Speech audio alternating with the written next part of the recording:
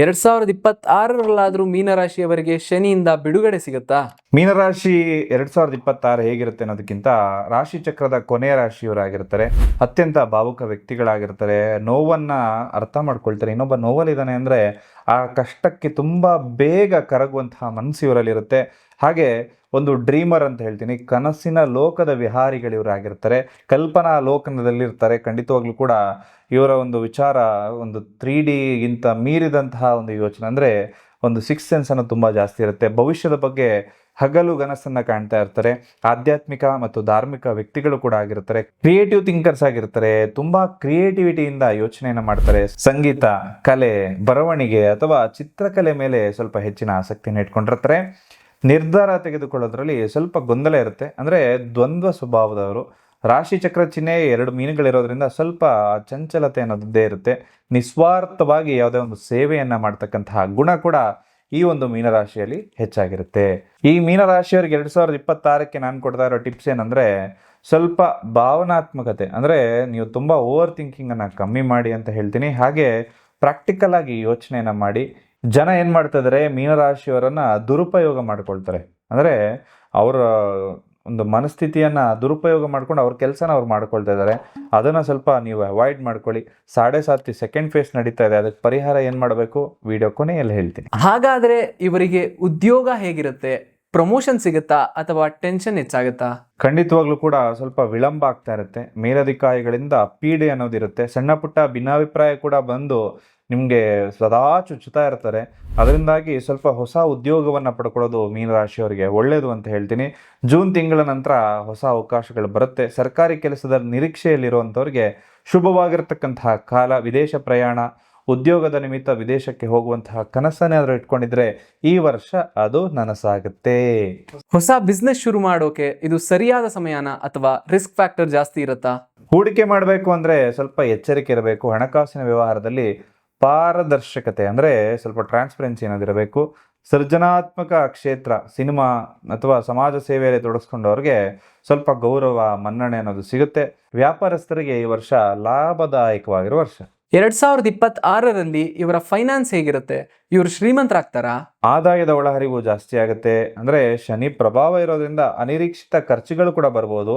ಒಂದು ಸ್ಥಿರ ಆಸ್ತಿ ಅಥವಾ ದೀರ್ಘಕಾಲದ ಹೂಡಿಕೆಯ ಮೇಲೆ ಒಂದಷ್ಟು ಪ್ಲಾನ್ ಅನ್ನು ಮಾಡಿಕೊಳ್ಳಿ. ಅನಗತ್ಯ ಸಾಲವನ್ನು ಮಾಡಬೇಡಿ. ಇವರಿಗೆ ಈ ವರ್ಷ ಆದ್ರೂ ಮದುವೆ ಆಗುತ್ತಾ? ಕಂಕಣ ಭಾಗ್ಯ ಕೂಡಿ ಬರುತ್ತಾ? ಜೂನ್ ತಿಂಗಳ ನಂತರ ವಿವಾಹ ಭಾಗ್ಯ ಬರಬಹುದು. ಮದುವೆ ಮಾತುಕತೆ ಯಶಸ್ವಿ ಆಗುತ್ತೆ. ವಿವಾಹಿತರು ಅಂದರೆ ಮದುವೆ ಆಗಿರೋರಲ್ಲಿ ಸ್ವಲ್ಪ ಸಾಮರಸ್ಯ ಹೆಚ್ಚಾಗುತ್ತೆ. ಸಣ್ಣ ಪುಟ್ಟ ಒಂದು ತಪ್ಪು ತಿಳುವಳಿಕೆ ಇರುತ್ತಲ್ಲ, ಅದೆಲ್ಲ ಸ್ವಲ್ಪ ಎಂಡಾಗುವಂತಹ ಸಮಯ ಅಂತ ಹೇಳ್ತೀನಿ. ಸ್ವಲ್ಪ ನೀವು ನಿಮ್ಮ ಪಾರ್ಟ್ನರ್ನ ಗೌರವದಿಂದ ಕಾಣಿ, ಒಳ್ಳೆಯದಾಗುತ್ತೆ. ಲವ್ ಲೈಫ್ ಹೇಗಿರುತ್ತೆ? ಈ ವರ್ಷ ಆದ್ರೂ ಎಲ್ಲ ಚೆನ್ನಾಗಾಗುತ್ತಾ ಅಥವಾ ಬ್ರೇಕಪ್ ಆಗೋ ಚಾನ್ಸಸ್ ಇರುತ್ತಾ? ಸ್ವಲ್ಪ ಮಿಶ್ರ ಫಲಿತಾಂಶ ಇರುತ್ತೆ. ಸಂಬಂಧಪಟ್ಟಂತ ಒಂದು ಕೆಲಸವನ್ನ ಬಿಟ್ಟು ಬೇರೆ ಕೆಲಸವನ್ನ ಮಾಡೋದಕ್ಕೆ ಹೋಗಿ ಸ್ವಲ್ಪ ಪ್ರೀತಿಯಲ್ಲಿ ಅಡೆತಡೆಗಳು ಬರ್ಬೋದು. ಹೊಸ ಪ್ರೇಮ ಸಂಬಂಧವನ್ನ ಒಂದು ಪಡ್ಕೊಳ್ಳುವಂತಹ ಸಾಧ್ಯತೆ ಇರುತ್ತೆ. ಸಂಗಾತಿಯೊಂದಿಗೆ ಕೆಲವೊಂದು ಸುಂದರ ಕ್ಷಣವನ್ನ ಈ ವರ್ಷ ಕಳ್ಕೊಳ್ತೀವಿ. ಇವರ ಕುಟುಂಬದ ವಾತಾವರಣ ಹೇಗಿರುತ್ತೆ? ನೆಮ್ಮದಿ ಇರುತ್ತಾ? ಕಲಹ ಇರುತ್ತಾ? ಕುಟುಂಬದಲ್ಲಿ ನೆಮ್ಮದಿ ಅನ್ನೋದೇ ಜಾಸ್ತಿ ಇರುತ್ತೆ. ಮಕ್ಕಳಲ್ಲಿ ಪ್ರಗತಿ ಇರುತ್ತೆ. ಮನಸ್ಸಿಗೆ ಸಂತೋಷನೂ ಇರುತ್ತೆ. ತಂದೆ ತಾಯಿ ಆರೋಗ್ಯದ ಬಗ್ಗೆ ಹೆಚ್ಚಿನ ಕಾಳಜಿ ವಹಿಸಿ ಅಂತ ಹೇಳ್ತೀನಿ. ಹಾಗೆ ಮನೆಯಲ್ಲಿ ಸಣ್ಣ ಪುಟ್ಟ ಮಂಗಳ ಕಾರ್ಯ ಕೂಡ ಆಗುತ್ತೆ. ಇವರಿಗೆ ಆರೋಗ್ಯ ಹೇಗಿರುತ್ತೆ? ಆರೋಗ್ಯದ ವಿಷಯದಲ್ಲಿ ದೊಡ್ಡದಾಗಿ ಏನಾದರೂ ಏರುಪೇರಾಗತ್ತಾ? ಆರೋಗ್ಯದ ಬಗ್ಗೆ ನಿರ್ಲಕ್ಷ್ಯ ಅನ್ನೋದು ಬೇಡ. ಕಾಲಿನ ನೋವು, ನಿದ್ರಾಹೀನತೆ ಅಥವಾ ಕಣ್ಣಿನ ಸಮಸ್ಯೆ ಬರಬಹುದು. ಮಾನಸಿಕವಾಗಿ ನೆಮ್ಮದಿ ಸ್ವಲ್ಪ ದೂರ ಆಗೋದ್ರಿಂದ ಧ್ಯಾನ ಅನ್ನೋದು ಮಾಡಿ, ಮೆಡಿಟೇಷನ್ ಮಾಡಿ, ಸಾತ್ವಿಕ ಆಹಾರ ಪದ್ಧತಿಯನ್ನು ಅಳವಡಿಸ್ಕೊಳ್ಳಿ. ವಾಹನ ಚಲಾಯಿಸ್ಬೇಕಾದ್ರೆ ಸ್ವಲ್ಪ ಜಾಗರೂಕರಾಗಿರಿ. ಯಾವ ವಿಷಯದಲ್ಲಿ ಇವರು ತುಂಬಾ ಎಚ್ಚರಿಕೆಯಿಂದ ಇರಬೇಕು? ತುಂಬಾ ದೊಡ್ಡ ಗಂಡಾಂತರ ಅನ್ನೋದೇನಾದ್ರೂ ಇದೆಯಾ? ಗಂಡಾಂತರ ಅನ್ನೋದೇನೂ ಇಲ್ಲ. 7.5 ಶನಿ ಪ್ರಭಾವ ಇರೋದ್ರಿಂದ ಸ್ವಲ್ಪ ಕೆಲಸ ಎಲ್ಲ ಲೇಟ್ ಆಗ್ತಾ ಇರುತ್ತೆ. ಶತ್ರುಗಳ ಹೆಜ್ಜೆ ಬಗ್ಗೆ ಸ್ವಲ್ಪ ಎಚ್ಚರಿಕೆಯಿಂದ ಇರಿ.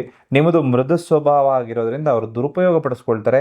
ಅದರ ಬಗ್ಗೆ ನೀವು ಹೆಚ್ಚಿನ ಕಾಳಜಿ ವಹಿಸ್ಕೋಬೇಕು. ಗುರುಜಿ, ನೀವು ಬಂದ ಕೂಡಲೇ ನನಗೆ ಈ ಕ್ರಿಸ್ಟಲ್ಸ್ ಹಾಕ್ಸಿದ್ರಿ. ಈ ಕ್ರಿಸ್ಟಲ್ಸ್ ಬಗ್ಗೆ ಸ್ವಲ್ಪ ಮಾಹಿತಿ ತಿಳಿಸ್ತೀರಾ? ಈ ಕ್ರಿಸ್ಟಲ್ಸ್ ಹಾಕೋದ್ರಿಂದ ನಿಜವಾಗ್ಲೂ ಮನುಷ್ಯನ ಹಣೆ ಬರಹ ಏನಾದ್ರೂ ಚೇಂಜ್ ಆಗುತ್ತಾ? ಈ ಕ್ರಿಸ್ಟಲ್ಸ್ ಹಾಕೊಂಡ್ರೆ ಆ ವ್ಯಕ್ತಿ ಕಷ್ಟನೇ ಬರೋದಿಲ್ವಾ? ಇದು ವಿಜ್ಞಾನನ ಅಥವಾ ಬರೀ ನಂಬಿಕೆನಾ? ಇವತ್ತಿನ ಟ್ರೆಂಡ್ ಅಲ್ಲಿ ತುಂಬಾ ಜನ ಈ ಕ್ರಿಸ್ಟಲ್ಸ್ ನ ಹಾಕೊಂಡಿರ್ತಾರೆ. ಇದು ಬರೀ ಸ್ಟೈಲ್ಗೋಸ್ಕರನಾ ಅಥವಾ ಇದರಿಂದ ಏನಾದ್ರೂ ಉಪಯೋಗಗಳು ನಿಜವಾಗ್ಲೂ ಇದೆಯಾ? ನೋಡಿ, ಒಬ್ಬ ವ್ಯಕ್ತಿಯ ಹಣೆ ಬರಹವನ್ನ ಬದಲಾಯಿಸೋದಕ್ಕೆ ಯಾರಿಂದನೂ ಕೂಡ ಸಾಧ್ಯ ಇಲ್ಲ. ಈ ಮಾತನ್ನ ಮೊದಲಿಗೆ ನಾನು ಹೇಳೋದಕ್ಕೆ ಇಷ್ಟಪಡ್ತೇನೆ. ಅದರಲ್ಲಿ ಅವನ ಕರ್ಮಫಲಗಳಲ್ಲಿ ಅವನೇನೇನನ್ನು ಅನುಭವಿಸ್ಬೇಕು ಅದನ್ನು ಅನುಭವಿಸಲೇಬೇಕು. ಆದರೆ ಈ ಕ್ರಿಸ್ಟಲ್ಗಳು ಹೇಗೆ ಸಹಾಯಕ ಮಾಡುತ್ತೆ ಅಂತಕ್ಕಂಥದ್ದನ್ನು ತಿಳಿಸೋದಾಯಿತು ಅಂದರೆ, ಮುಖ್ಯವಾಗಿ ಒಬ್ಬ ವ್ಯಕ್ತಿಗೆ ಕಷ್ಟ ಬರುತ್ತೆ, ಸಮಸ್ಯೆಗಳಿರುತ್ತೆ ಅಂದಾಗ ಅವನು, ಈಗ ಎಕ್ಸಾಂಪಲ್ ನೀವು ಇಮ್ಯಾಜಿನ್ ಮಾಡ್ಕೊಳ್ಳಿ, ಒಬ್ಬ ವ್ಯಕ್ತಿ ಒಂದು ರಸ್ತೆಯಲ್ಲಿ ಹೋಗ್ತಾ ಇದ್ದಾನೆ, ಅವನ ತಲೆ ಮೇಲೆ ಒಂದು ದೊಡ್ಡ ಗಾತ್ರದ ಕಲ್ಲು ಬೀಳೋವಂಥದ್ದು ಇರುತ್ತೆ. ಈ ಜ್ಯೋತಿಷ್ಯವನ್ನು ಸರಿಯಾದ ರೀತಿಯಲ್ಲಿ ಉಪಯೋಗಿಸ್ಕೊಂಡ್ರೆ ಆ ಕಲ್ಲು ಬೀಳೋದು ತಪ್ಪಿಸೋದಕ್ಕೆ ಸಾಧ್ಯ ಇಲ್ಲ. ಆದರೆ ಆ ಕಲ್ಲು ಪುಡಿ ಪುಡಿಯಾಗಿ ಸಣ್ಣ ಮಟ್ಟಿಗೆ ಅದರ ಪ್ರಭಾವವನ್ನು ಕಮ್ಮಿ ಮಾಡಿಕೊಂಡು, ಈಗ ಒಂದೇ ಸರಿ ದೊಡ್ಡ ಕಲ್ಲು ಬಿತ್ತು ಅಂದರೆ ದೊಡ್ಡ ಸಮಸ್ಯೆ ಆಗುತ್ತೆ. ಅದರ ಬದಲಾಗಿ ಸಣ್ಣ ಪುಟ್ಟ ಕಲ್ಲುಗಳು ಬಿಟ್ಕೊಂಡು ಒಂದು ಸಣ್ಣ ಪುಟ್ಟ ಗಾಯದಲ್ಲಿ ಎಸ್ಕೇಪ್ ಆಗ್ಬೋದು ಒಬ್ಬ ವ್ಯಕ್ತಿ, ಅವನ ಜೀವಕ್ಕೇನು ತೊಂದರೆ ಆಗೋದಿಲ್ಲ. ಅದೇ ರೀತಿಯಾಗಿ ಈ ಕ್ರಿಸ್ಟಲ್ಗಳ ಬಗ್ಗೆ ಹೇಳಬೇಕಂದ್ರೆ, ಈ ಒಂದು ಪ್ರಪಂಚ ಯಾವತ್ತು ಸೃಷ್ಟಿಯಾಯಿತೋ ಆಗಿನ ಕಾಲದಿಂದನೂ ಕೂಡ ಇದು ಭೂಮಿಯ ಒಳಗಡೆ ಇರುವಂತಹ ವಸ್ತುಗಳಾಗಿರುತ್ತೆ.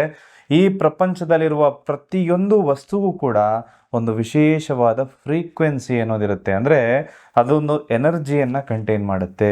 ಈಗ ನಾವು ಒಂದು ರಾಶಿಯಲ್ಲಿ ಹುಟ್ಟಬೇಕು ಅಂದರೆ ಅದು ನಮ್ಮ ಪೂರ್ವ ಜನ್ಮದ ಕರ್ಮಾನುಸಾರವಾಗಿ ಬರುವಂಥದ್ದು. ಹಾಗಾಗಿ ಈ ಒಂದು ರಾಶ್ಯಾಧಿಪತಿ ಜೊತೆಗೆ ನಾವು ಯಾವುದೇ ಒಂದು ಕೆಲಸ ಮಾಡಬೇಕು ಅಂದ್ಕೊಂಡಾಗ ಒಂದು 90% ಕೆಲಸ ಆಗುತ್ತೆ, ಆದರೆ ಲಾಸ್ಟ್ ಮೂಮೆಂಟ್ ಬಂದು ಕೆಲಸ ಹಾಳಾಗ್ಬಿಡುತ್ತೆ. ಅಥವಾ ಇನ್ನೊಬ್ಬ ನನ್ನ ಮೇಲೆ ಕೆಟ್ಟ ದೃಷ್ಟಿಯನ್ನು ಇಟ್ಟು ಕೆಟ್ಟದಾಗಬೇಕು ಅಂತ ಹೇಳಿ ಬಯಸಿ ನನಗೆ ತೊಂದರೆ ಆಗೋ ಥರ ಎಲ್ಲ ಮಾಡ್ತಾರೆ.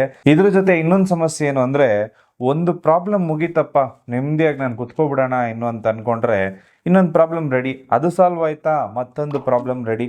ಇದೆಲ್ಲ ಆಗೋದಕ್ಕೆ ಕಾರಣ ಮುಖ್ಯವಾಗಿ ನಮ್ಮ ಗುರುಗ್ರಹ ಏನಿರುತ್ತೆ ಅದು ಸ್ಟ್ರಾಂಗ್ ಆಗಿ ಇಲ್ಲದೆ ಇರುವಂಥದ್ದು, ಅಂದರೆ ಗುರು ಬಲ ಇಲ್ಲದೆ ಇರುವಂಥದ್ದು.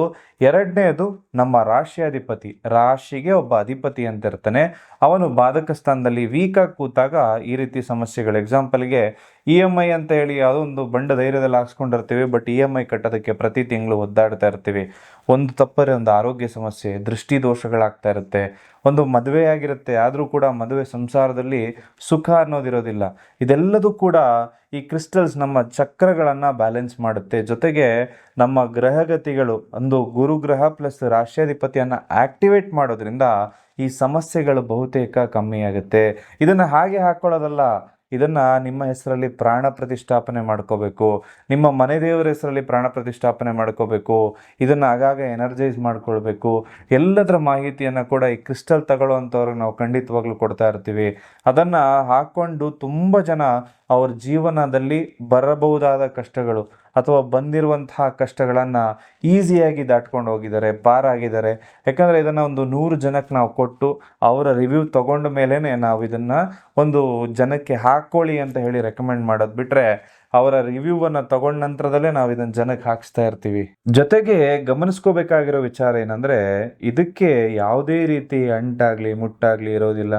ಜೊತೆಗೆ ನೀವು ಒಂದು ಯಾವುದೇ ಒಂದು ಆಹಾರ ಪದ್ಧತಿಯನ್ನು ಇಟ್ಕೊಂಡಿದ್ರು, ಮಾಂಸಾಹಾರ ಸ್ವೀಕಾರ ಕೂಡ ಈ ಒಂದು ಮಣಿಗಳನ್ನು ಧರಿಸ್ಕೊಂಡು ಮಾಡಿದ್ರು, ಅದರಿಂದ ನಿಮಗೆ ಏನೇ ನೆಗೆಟಿವ್ ಆಗೋದಿಲ್ಲ.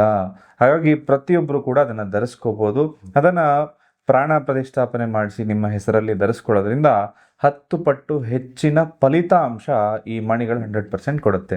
ಇವರು ಮಾಡಬೇಕಾಗಿರೋ ಪರಿಹಾರಗಳೇನು ಅಂತ ಒಂಚೂರು ತಿಳಿಸ್ಕೊಡ್ತೀರಾ? ಪ್ರತಿ ಮಂಗಳವಾರ, ಶನಿವಾರ ಆಂಜನೇಯ ಸ್ವಾಮಿ ದೇವಸ್ಥಾನಕ್ಕೆ ಹೋಗಿ, ಸೋಮವಾರ ದಿವಸ ಶಿವನ ದೇವಸ್ಥಾನಕ್ಕೆ ಹೋಗಿ, ಹನುಮಾನ್ ಚಾಲಿಸ ಪ್ರತಿದಿನ ಬೆಳಗ್ಗೆ ಅಥವಾ ಸಂಜೆ ಹೇಳ್ಕೊಳ್ಳಿ ಅಂತ ಹೇಳ್ತೀನಿ. ವೃದ್ಧಾಶ್ರಮಕ್ಕೆ ಹೋಗಿ ಅನ್ನದಾನ ಮಾಡಿಸಿ, ನಿರ್ಗತಿಕರಿಗೆ ಕಪ್ಪು ಬಣ್ಣದ ಹೊದಿಕೆಯನ್ನು ದಾನ ಮಾಡಿ, ಗುರುವಿನ ಸೇವೆ ಮಾಡಿ, ಆದಷ್ಟು ರಾಘವೇಂದ್ರ ಸ್ವಾಮಿ ಅಥವಾ ಒಂದು ಸಾಯಿಬಾಬಾ ದೇವಸ್ಥಾನಕ್ಕೆ ಹೋಗಿ ಸೇವೆಯನ್ನು ಮಾಡ್ಕೊಳ್ಳೋದು ಒಳ್ಳೆಯದು. ಒಟ್ಟಾರೆಯಾಗಿ ಹೇಳೋದಾದ್ರೆ 2026 ಇವರಿಗೆ ಹೇಗಿರುತ್ತೆ? ಇವರಿಗೆ ಇದು ಲಕ್ಕಿ ವರ್ಷನಾ, ಚಾಲೆಂಜಿಂಗ್ ವರ್ಷನಾ? ಲಕ್ಕಿ ವರ್ಷ ಅಂತಲೇ ಹೇಳ್ತೀನಿ. ಯಾಕಂದರೆ 7.5 ಸ್ಟಾರ್ಟ್ ಆಗಿ ಸ್ವಲ್ಪ ಮಿಶ್ರ ಫಲಗಳು ನೋಡ್ತಾ ಇದ್ದಾರೆ. ಈ ವರ್ಷ ಸ್ವಲ್ಪ ಎಲ್ಲ ದೂರ ಆಗಿ ನೀವು ತಗ್ಗಿ ಬಗ್ಗಿ ಇತ್ತು ಅಂದರೆ ಈ ವರ್ಷ ನಿಮಗೆ ಸೂಪರ್ ವರ್ಷ. ಅಹಂಕಾರದಲ್ಲಿ ಅಹಮ್ಮಿಂದ ಇರ್ತೀನಿ ಅಂದರೆ ಈ ವರ್ಷ ನೀವು ಲಾಟ್ರಿ ಹೊಡ್ಕೊಂಡು ಹೋಗ್ಬೇಕು.